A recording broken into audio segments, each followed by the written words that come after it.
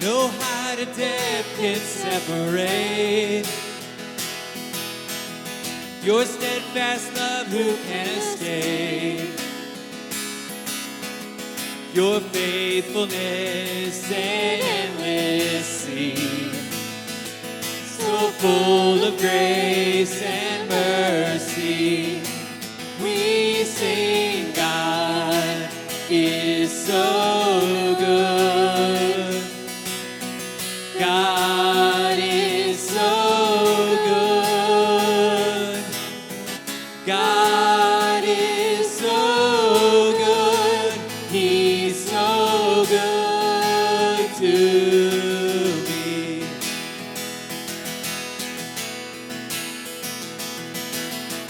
Haunted by the past no more. My innocence has been restored. Forgiveness flows from your veins. Your kindness shows in all your ways. We sing, God is so good. God is so good. God is so good. He's so good to me. Oh, there's never been anyone like you. Never been anyone like you. You are worthy. You are worthy. Oh, there's never been anyone like you. Never been anyone like you. You are worthy. You are worthy. Hope is rising like the sun. The old is gone and the new has come. I fix my eyes on Christ alone. My rock, my shield, my cornerstone. We sing, God is so good. God is so good. God is so good. He's so good to me.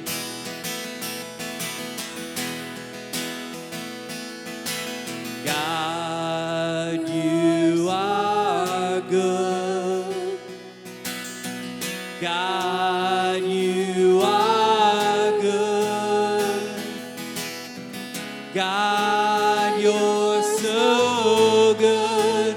You're so good to me.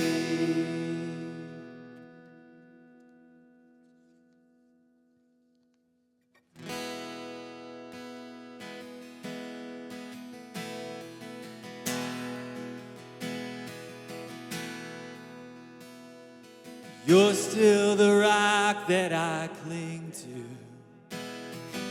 Everything else falls apart.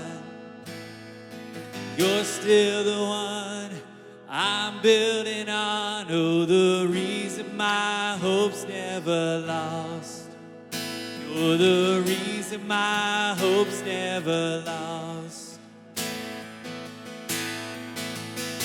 Oh, you'll come through now like you did back then.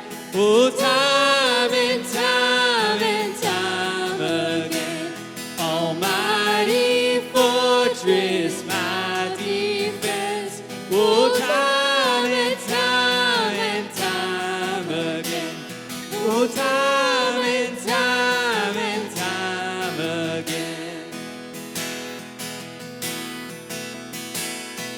Nothing has ever been wasted, 'cause there's nothing that you won't restore. As the waters rise, lift up my eyes to where my help's coming from. 'Cause you're where my help's coming from. Oh, you'll come through now like you did back then. Oh, time and time and time again. Almighty fortress, my defense. Oh, time and time and time again. Oh, time and time and time again.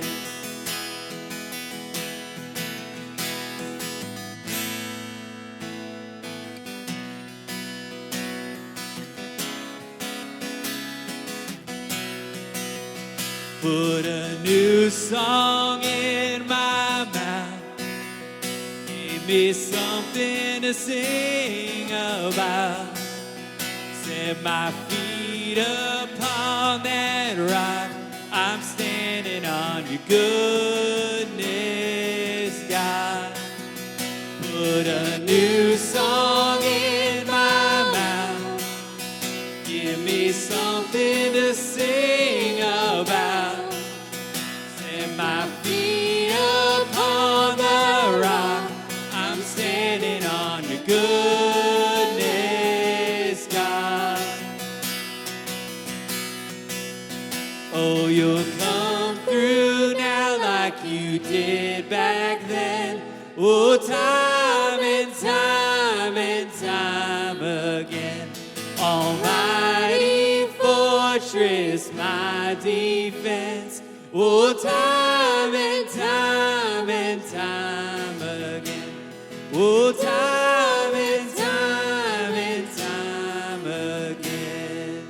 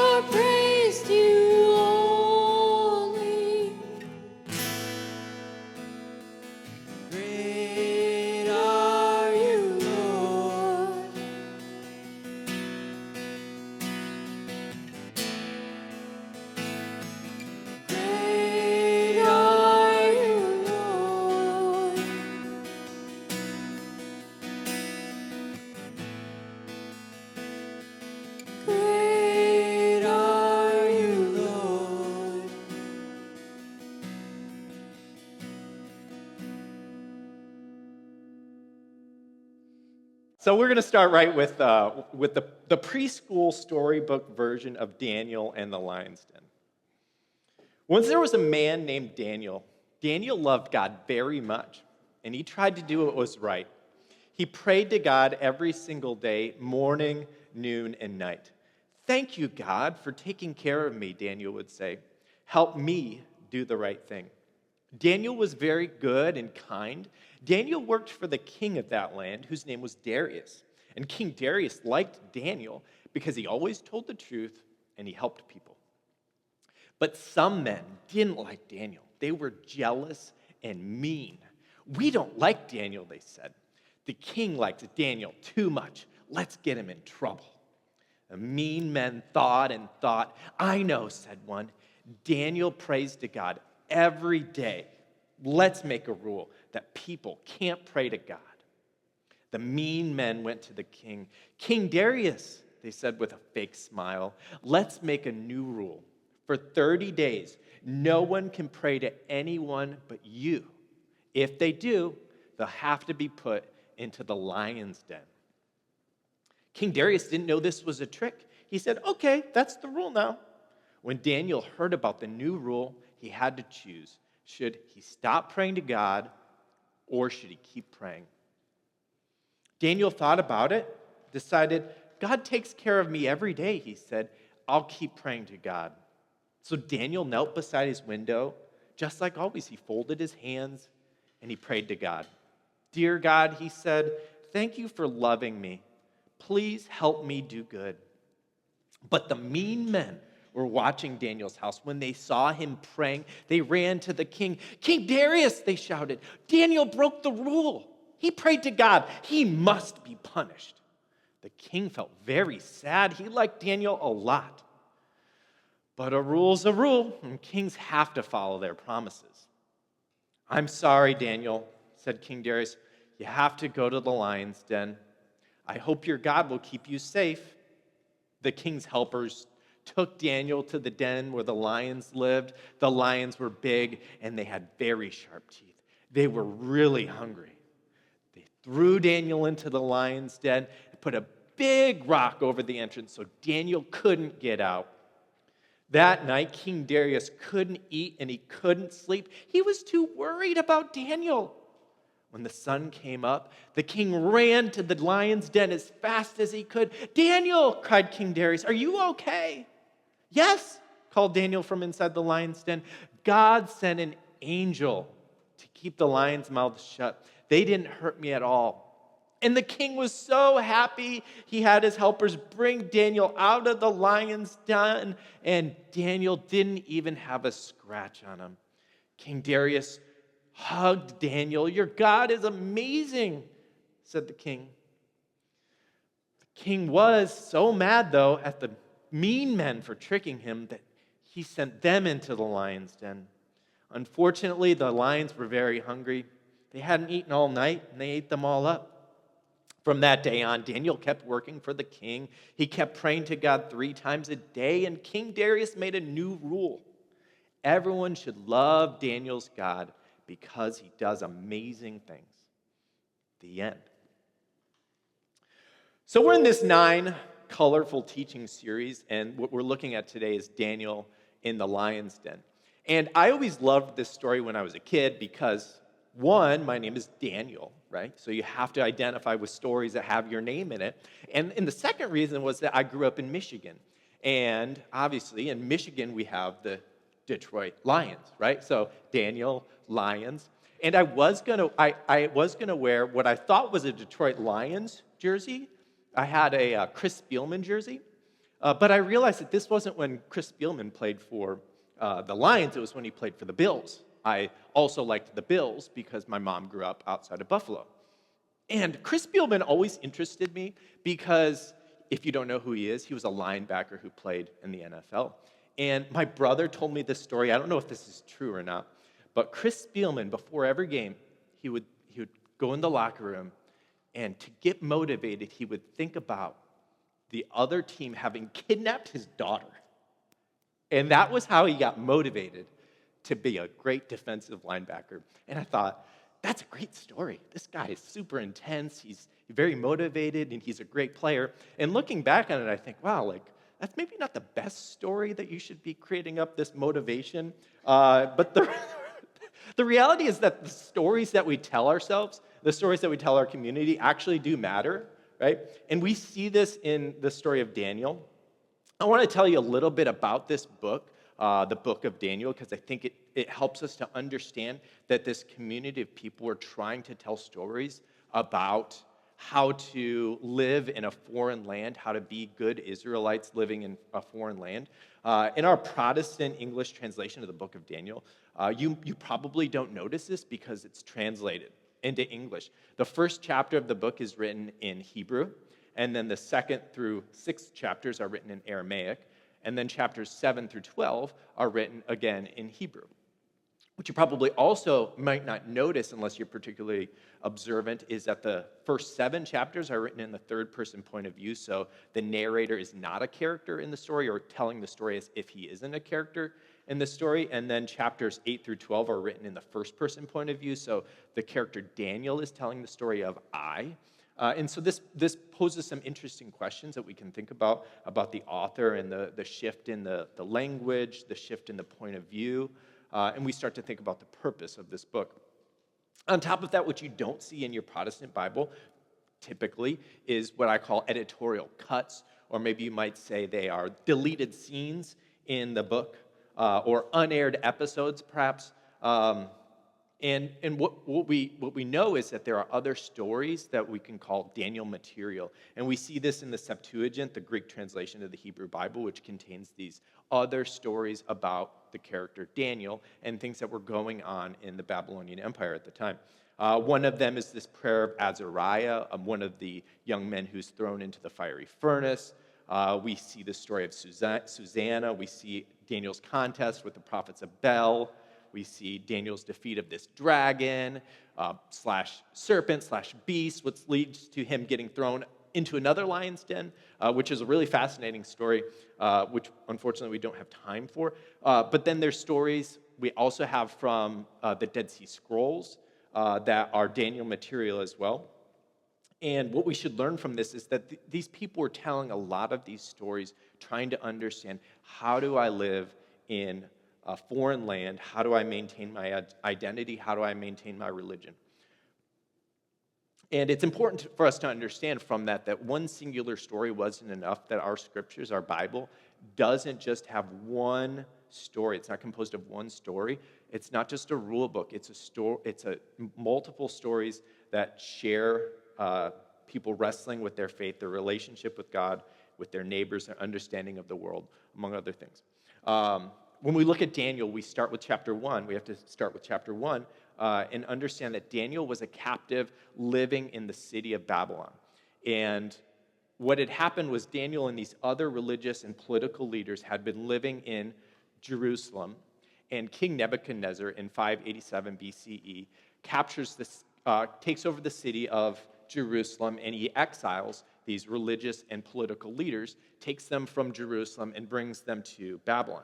Now, the purpose of the exile for the Babylonians, we take these religious and leaders, these political leaders, because they're influential.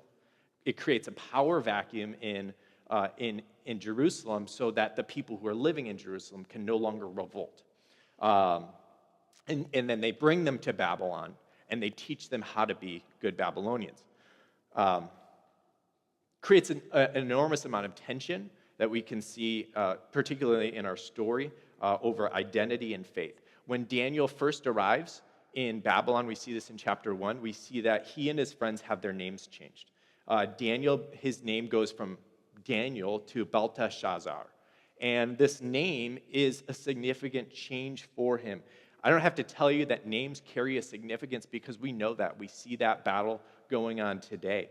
And just like Daniel, this name had significance. This name Daniel meant judge of God, or God is my judge. His Babylonian name, on the other hand, meant Bel protect the king, or Bel's prince. And so this tension that Daniel would have felt every day, hearing one name that referred to a different God, would have had to cause him to ask, who is God? Who is the true God? Is the true God the one that my ancestors, my family believe in, the people that they worship? Our land was taken over and we were brought into exile. Is that really the true God? Or is it the God of these Babylonians, these very powerful people? He would have felt this daily tension. Also, upon arrival in Babylon, Daniel and his friends are taken into the king's service, and they are instructed in the Babylonian language and literature. This isn't too dissimilar from our world today in that we still experience a battle over the things that we read and the language that we use. Psychologists have suggested that our language determines our thoughts, and those thoughts then, in turn, help shape our identity and who we are. In Daniel, we don't learn in what ways he's affected by the shift in language that he has to speak and the literature that he reads, but we do know that this probably did affect him. So we move from Daniel 1 to Daniel 6, and in Daniel 6, our main character is probably around 70 years old. He's been living in Babylon for quite some time, and he's done fairly well for himself. He's serving as a governor over a province in the Babylonian Empire, and despite being an Israelite, he's done a fantastic job. The text says, "Now Daniel so distinguished himself among the administrators and satraps by his exceptional qualities that the king planned to set him over the whole kingdom. At this, the administrators and the satraps tried to find grounds for charges against Daniel in his conduct of government affairs, but they were unable to do so. They could find no corruption in him because he was so trustworthy and neither corrupt nor negligent. Finally, the men said, 'We will never find any basis for charges against this man unless it has something to do with the law of his God.'" And so what we heard in the story was that these mean men, as the story said, go to King Darius and they ask him to make this new law that no one can worship any god or pray to any human being for the next 30 days except for Darius, or they'll be thrown into the lion's den. And they say, "Now, your majesty, issue the decree and put it in writing so that it cannot be altered in accordance with the law of the Medes and the Persians, which cannot be repealed." When King Darius implements this law requiring no one to worship anyone but himself for a month, Daniel doesn't even question what he'll do. He does what he's always done, that which aligns with his identity, which is he goes to his room and he prays, just as he's always done. And we don't get specifics on what he prays, but we do know that he gives thanks to God and he asks him for help. Reading this story, we probably think, Daniel, there's an easy workaround. There's an obvious workaround. Just don't pray for a month. If you can pray to no one but the king, just don't pray at all. Or maybe, Daniel, just pray more secretively. Daniel doesn't seem to care, however, if he breaks the rule or not. He just does what he's always done.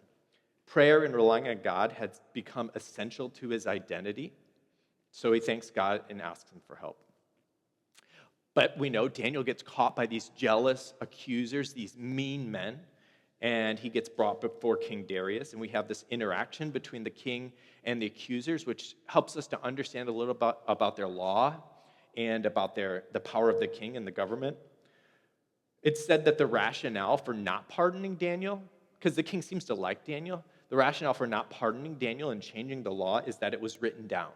And a law that was written down couldn't be changed in accordance with the law of the Medes and the Persians, which cannot be repealed. To us, we might think, well, this seems ridiculous. It's a bad law. Bad law is a bad law, and we try to change, and we try to fight them.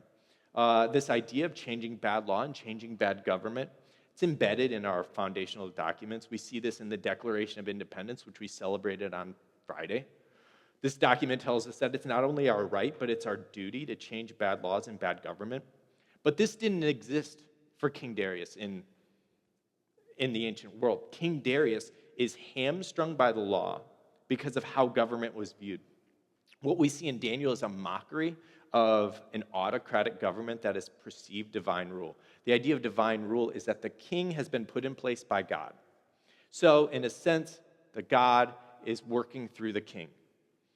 If such is the case, then the laws made by the king have effectively been made and sanctioned by the God. So the king changing this law would be him going against not only himself, contradicting himself, but also contradicting his God. Pardoning Daniel or changing law doesn't seem to be an option for Darius. However, we see this still affects the king. It seems that he wants to help Daniel. After they brought Daniel to the king, the text says, when the king heard this, he was greatly distressed. He was determined to rescue Daniel and made every effort until sundown to save him. And what strikes me there is the words greatly distressed. The king was greatly distressed. It's here that we see a shift in the story, because up to this point it's been just about this character Daniel. And now we see that it's not just about Daniel. This is also about Darius. Darius, the king of Babylon, one of the most powerful persons in the world, was distressed, was bothered by what was happening to one of his Israelite men who worshiped a different God who'd been living in his city. Simply put, kings don't get distressed over the fate of their subjects.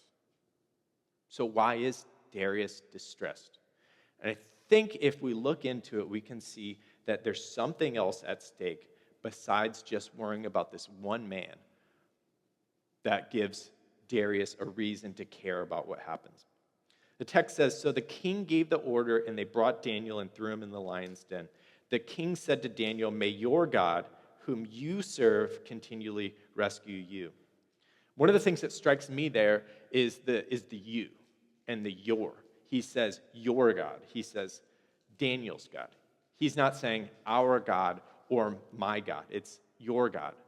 Darius has no personal experience with this God, and he doesn't know what this God is capable of. Darius has his own gods, right? And he probably has good reason for thinking that these are the gods that I should worship. If we think back of that ancient mindset of divine rule, the king was put in place by God. That was the thought. Darius must have been liked by the God, otherwise he wouldn't be king. So in Darius's eyes, his power and his success proves the existence of his God, and as such, Darius should worship this God. This is the God that gave me power. I should worship this God. The text continues, the king returned to his palace and spent the night without eating and without any entertainment being brought to him, and he couldn't sleep.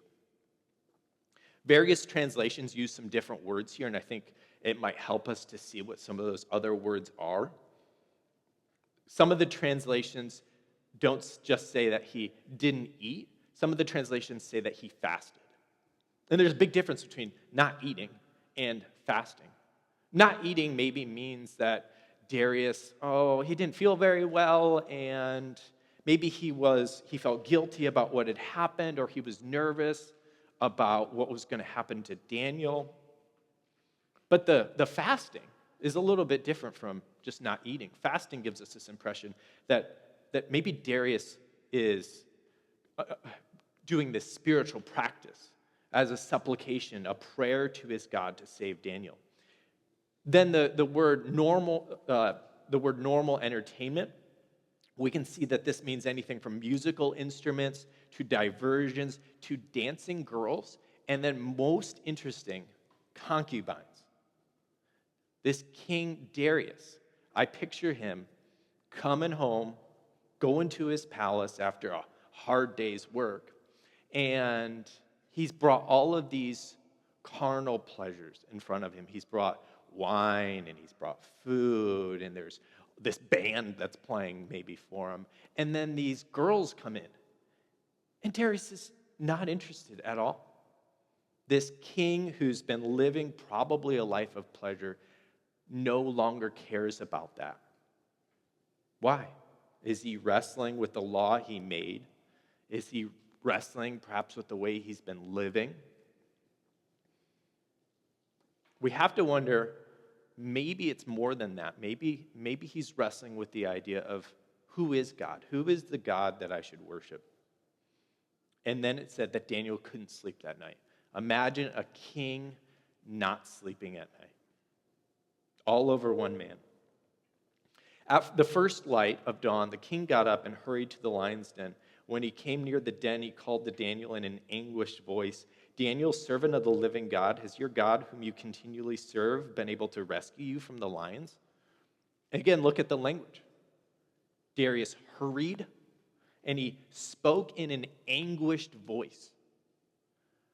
I don't see a king hurrying very often or being anguished about one of his subjects. Darius has become emotionally and spiritually affected by Daniel's bold decision to defy the king. Daniel responds, my God sent his angel, and he shut the mouths of the lions. They have not hurt me, because I was found innocent in his sight, nor have I done you any wrong, your majesty. And as we heard, the story ends with King Darius letting Daniel out of the lion's den and throwing in his accusers into the den, and along with their wives and children, which is a little aggressive. And then Darius issues this decree that everyone must fear and respect Daniel's God. And it's a great story, right? It's a great story. I loved this story growing up. But I always approach this story as the story of Daniel being saved from the lion's den. And that has some great lessons in it. And I don't want us to miss those, because those really are important. We see one, hold on to your identity and who you are. Daniel refused to assimilate the important parts of himself to the dominant culture. What we know is that people around us are always trying to influence us in 100 ways, whether we're living in a foreign land or whether we're living in our own. We should, as the text says, stay true to who you are. Number two, hold on to your faith in the God that can save when no one else can. We learned last week in the story of David and Goliath, that verse from Psalm 20. Some trust in chariots and some in horses, but we will remember the name of the Lord our God. Daniel was willing to sacrifice his life, his physical life, through his devotion to God. He, as the writer of Revelation, said he didn't love his life so much that he wasn't afraid to die. He didn't love his life so much that he was afraid to die. Simply put, we don't throw away our faith when times get hard. We lean in. When we do that, we strip away so many superfluous things in our lives that might have mattered before, but they don't matter now. And then three, if you stay true to who you are, you stay true to your faith, things will work out for you.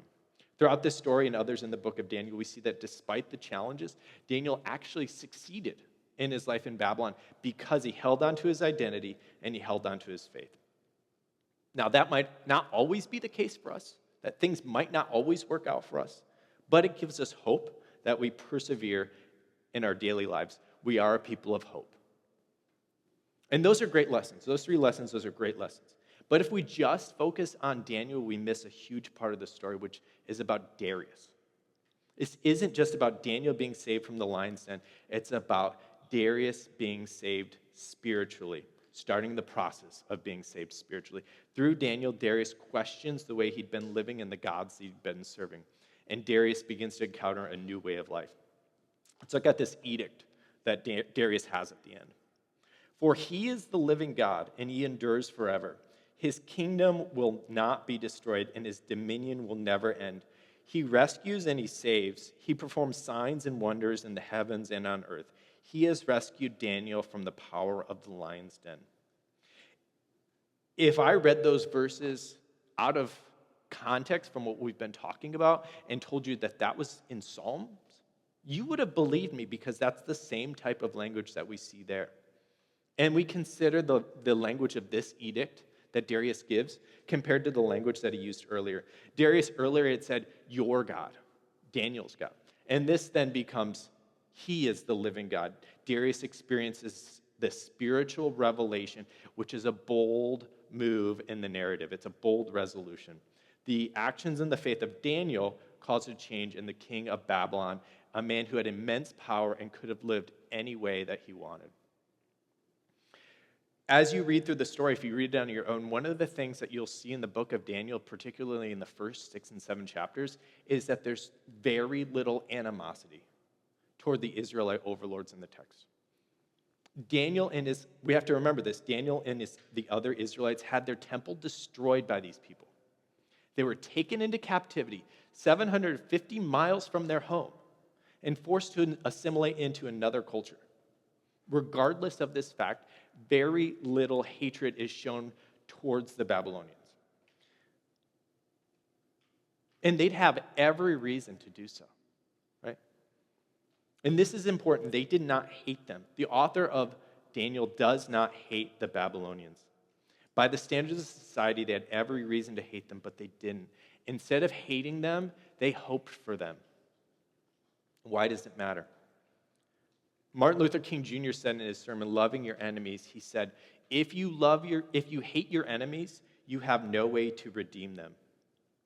That sermon that King preached was based on Jesus' Sermon on the Mount, in which he says, you have heard it said, love your neighbor and hate your enemy. But I tell you, love your enemies and pray for those who persecute you, that you may be children of your Father in heaven.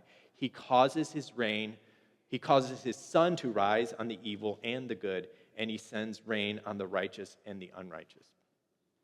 We have to understand this different way of living for us. God doesn't just love Christians. God doesn't just bless Americans.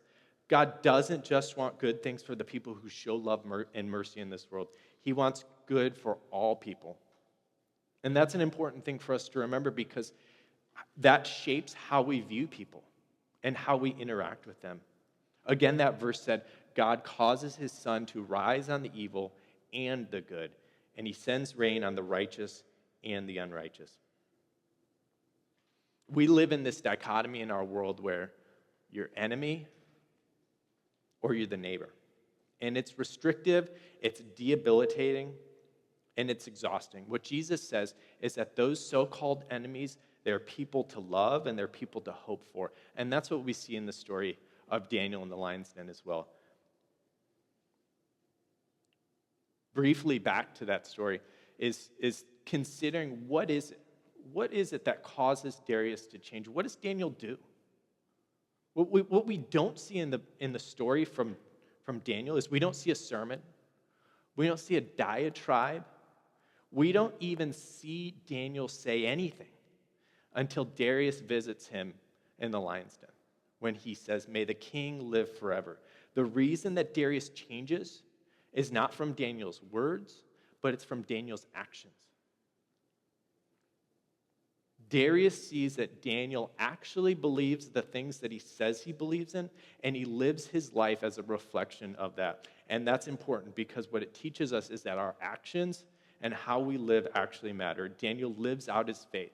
He does what Francis of Assisi later says, preach the gospel at all times, when necessary, use words. So when we see that this isn't just a story about Daniel in the lion's den, but it's also about Darius, it's that fourth lesson that we can see in the story that's really important. The way we live matters, not just for ourselves, but for those around us.